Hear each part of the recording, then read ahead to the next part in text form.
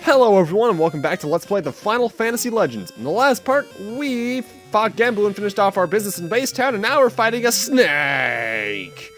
Snakes have 60 HP, 120 gold, they're weak to ice, so if you have an ice attack, use it on them, and they can only really use a bite attack. They give 120 gold, so nothing too bad actually. And you can count them in usually groups of 1 to 3 in my experience, so they're pretty decent things to fight at this point if you want to get some gold. Now, the tower, you're gonna, first off, get used to seeing this kind of tile set. You'll be seeing it for a decent chunk of time. The tower is where we're gonna be spending a good amount of our time throughout the rest of the game, because the way the game works is that you go through some main worlds, and then in between each world, you go back into the tower and progress from there. And there's also little mini worlds off to the side like this. Now, this little thing here is a healing pool. When you use it, it heals a certain amount of HP, and you can spam it for infinite normal healing.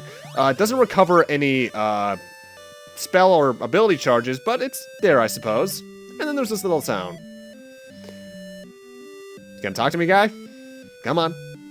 Creator made this paradise. Huh, Creator, guess that's God in this world. We never work here. That sounds nice. Store? Nobody works here. Yeah, this is just a random little side town. There's like 7 of those, 8 maybe, throughout the tower, so if you get into some doors, actually you might be able to see some nice little extra dialogue like that. And now we have our next battle against an Oni. We actually have one of these in our team. Onis have 60 HP, and they only really have physical attacks. Nail and Horn, I think. And those are decently strong for this one, but they don't do too much, all things considered. Yet again, 120 gold, so if you can find some of them, you can get some decent gold, I suppose.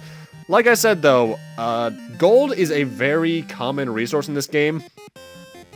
Because later in the game, enemies start dropping over 2,000, which gets really easy. I cannot speak today. Which means it is really easy to just get money. And you can tell you're switching a floor whenever you go through one of those doorways right there, by the way. Because the tower, we're going up different floors. Either way, next 2 enemies are Obaques and Condors. Obaques, or Obox, I don't know how to pronounce it. I'm not good with Japanese pronunciation. Have 20 HP. They're undead, so they're weak to fire. However, they're immune to all status ailments. And they have a chill attack, which is ice elemental. So if you have anything weak to ice, that could potentially be an instant kill. And Condors, even though they are now dead, have 82 HP, and they're protected from Quake. That's all. That's pretty much about it for them. They're not too different from the Albatross. Also, what you're seeing, you saw it there. Mutants, while their abilities can be really good, what's really annoying is that they can actually learn multiple of the same ability. Which, in the cases of useless abilities like Electro, that's not very good. Either my next new enemy is a Gargoyle, 82 HP. It's undead, but it's not weak to fire. It just has a nail attack, though. It's not even protected from Quake. It's a pretty vanilla enemy. They should go down pretty quickly. And yeah. Though I like the design. In fact, one thing I actually like is that, obviously, this game does the normal RPG thing and having multiple of a certain enemy type, like there's multiple gargoyle-type enemies throughout the game. But every family of monster, like slime, gargoyle, all that kind of stuff, actually has a unique overworld sprite. Because, you know, you can actually have the monsters in the front row. And now this next elimination world, which I guess is Hell? The spikes do damage, by the way. That's what those other different-looking tiles are. They do 1 damage per step. 4 fiends control this world. We've already taken down Genbu, so there's only 3 left. I must endure the suffering of a go to paradise. By the way, don't talk to the gargoyle-type enemies. They are a battle. Put me out of my misery. But yeah, whenever you see NPCs, there's also a chance they could just be enemies in disguise. Usually there are groups of 1 to 3, but nothing too annoying. And there's another healing pool there. They are interspersed throughout the floors of the tower, so you can have constant healing. And there's actually abilities that allow you to transport between floors you've been to. Like there's one, I think, called Teleport for the Mutant that allows you to go to any previous floor you've been to, which is pretty cool. Either way, around here, I do want to do some farming for another enemy's meat. I want to look for a Ghoul. Ghouls have 103 HP. They are weak to fire since the normal undead monsters, but they're also immune to most status ailments. And this guy actually has a P-Fang ability that allows him to poison you. However, I think I only ran into like 1 or 2. They should go down with fairly decent speed, I think. But you do want to get one of these things meat for one of our monsters. I forget which. I have to look at my notes for that, actually. Let me see. We want to get this thing's meat for Envy. To turn into a gecko. Now, the Gecko monster is more or less a transition monster to me, because I mostly use it to get to the next one. It's weak to ice, which is kind of sucky, but it has that tail and horn attack, I believe, which are pretty decent. It has decent defense as well. And here we get a Colt, which is another fixed damage weapon, like the bows were. However, this one works for strength instead of agility. And because of that, it's mostly, firearms like that are usually a human weapon for me because they have higher strength. And in fact, usually they always have higher strength than my mutants. Though mind you, due to the randomness of a mutant's stats, it's very possible to have higher strength. In fact, a bit of a nice little thing. Well, first off, old guy. Look for the old man! You're right here. Okay. Either way, welcome to the next world. This is the ocean. This is the way the game works. You go through one world, you go through the tower, and find the next one. A voyage by ship is too dangerous because of pirates. I saw an island sailing like a ship. What do you have to say, Mr. Worm? Seiryu has banished Ryuo. Okay, random Japanese names. Cool. The caves are connected to various islands. And the brothers live in a town to the northeast. On an island to the northeast. This is Port Town, by the way. I'll be cutting back here every now and then. We want to get an SMG in the weapon shop here, as well as, I think, a couple of gold helmets. No, not a couple. We want to get an elect book, actually. Because, you know, ocean area, things are weak to electricity. Keep around the ice book, though. It'll come in handy later on. The SMG, by the way, in case you're wondering, that is a firearm like the Colt, however, it attacks a group of enemies rather than just a singular one like the Colt does. Keep around the Colt, though, because you want those extra charges, but the SMG is pretty good. Either way, as I was saying, as I'm selling stuff, the cool thing about the stats in this game is that with the humans, at least, their stats can go beyond 99. It only shows 99, but it can go beyond it, up to 255, in which case, if you go beyond that, it'll just loop around. The mutant, however, their stats only cap at 99 because they actually, for some reason, thought of that. Not so much with humans, though. Either way, the ocean's obviously most of the water, however, we cannot traverse in that, so in order to get through the next few areas, we're gonna need, well, first off, I got some flame because I did some more money grinding. Flame attack is more or less just fire magic on a single group of enemies. We need to traverse through caves in order to get to the next islands, because we have no way to progress over water. Yeah. Thankfully, these caves are fairly simple in layout. However, they do have pirates. Pirates have 126 HP, and they can steal from you. Steal is one of their main ways of doing damage to you. What they do is that they damage your gold reserves. Like, they'll take, like, 23 gold for you. They also have a rapier attack, but that's pretty low in damage. Though you'd think for being a pirate, they'd have a higher gold count than 40 to get from them. Eh. I think the caves almost all have the exact same layout, too, so that's pretty good for getting around, but you do have to find the right way to go in them. Though I'm going the wrong way right now, because my notes said the wrong amount of times to go east. And next enemy is a magician. Magicians have 103 HP, 240 gold, so some of the best gold you can get around here. And they're annoying because they can put you to sleep. Sleep is more or less just a one-turn distraction. They won't do something for that one turn usually. I think it can last longer than that, but it rarely does. They can also cure themselves and allies, I believe. And there's nothing to do on this island. Or is there? Remember, someone in Port Town said that there's an island that moves around like a ship. So now we can progress around the area. And fight the next new enemies, geckos and jaguars. The gecko is the exact same one we have on the team. 103 HP, nail, tusk, tail, and weak to ice.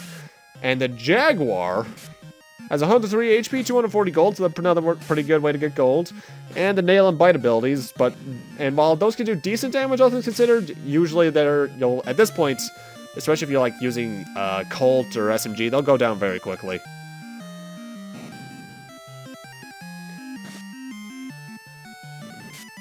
Though I have to say, the pirate sprite is really derpy to me.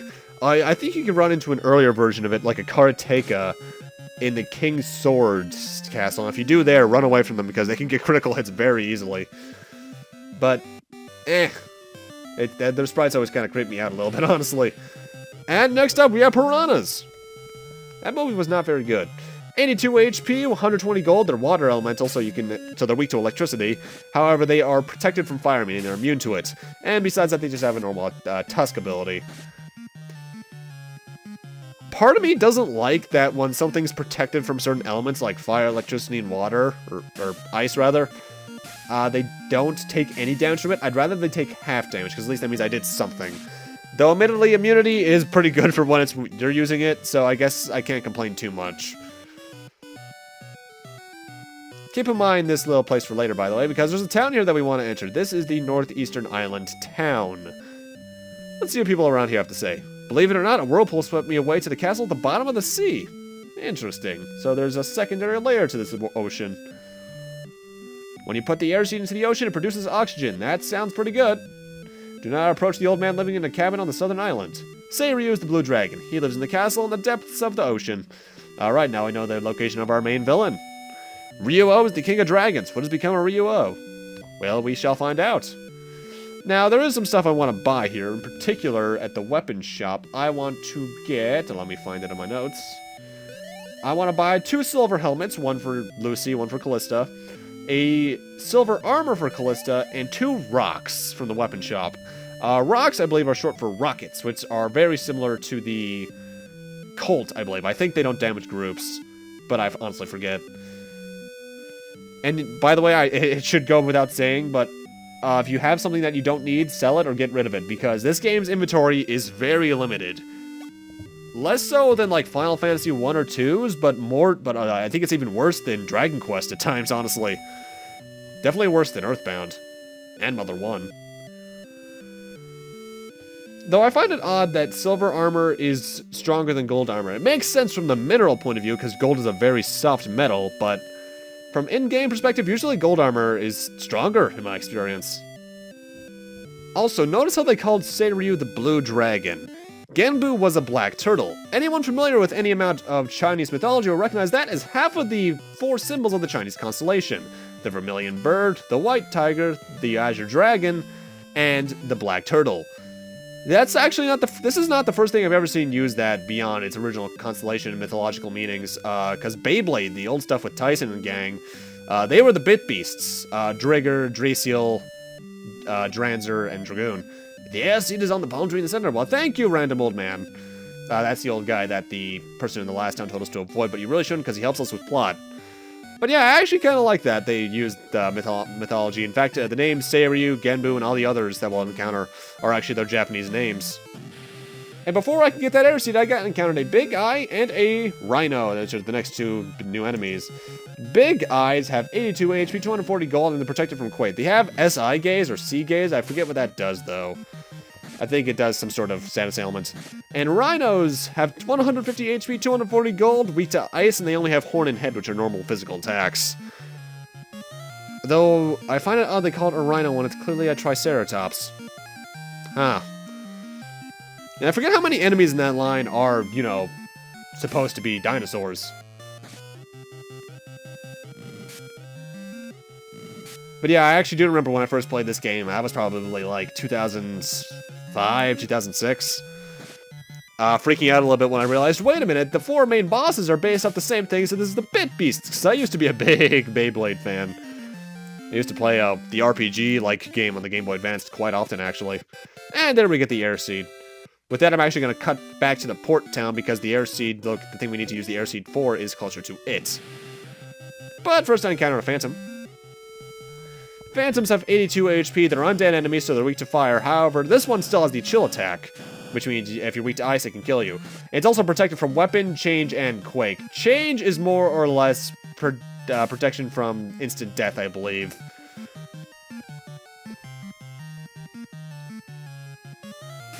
Though going back to the Beyblade topic, I actually did follow some of the newer stuff a little bit on the Cartoon Network because I was really bored in some mornings before high school. And the Metal Beyblade stuff was just really kind of stupid, but also kind of awesome because the top designs were honestly kind of cool looking. Silly as hell, but cool. Though the character designs got even wackier. I did not think that was possible. Though Kai is still a badass, and I will stand by that. I can breathe thanks to the air seed. Yeah, I need the air seed to come down here because, you know, underwater, can't breathe down there. Now, the next town is over here, but I want to head south a little bit and enter a staircase. I'm not going to show what I do there now, but what I do is that I fight 2 griffin enemies and get their meat for both monsters.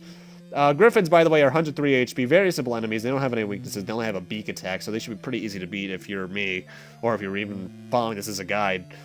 And you want to get 1 meat for each monster because that's how I get the next transformations. I'll show those off at the beginning of the next part, though. But with that, though, I am going to need to end this off here because I need to do that off screen. Thank you guys for watching, and in part 3, or no, part 4 rather, we'll be hopefully finding Sei Ryu and saving this world from his reign of terror, and maybe even finding Ryu-Oh. See you guys then.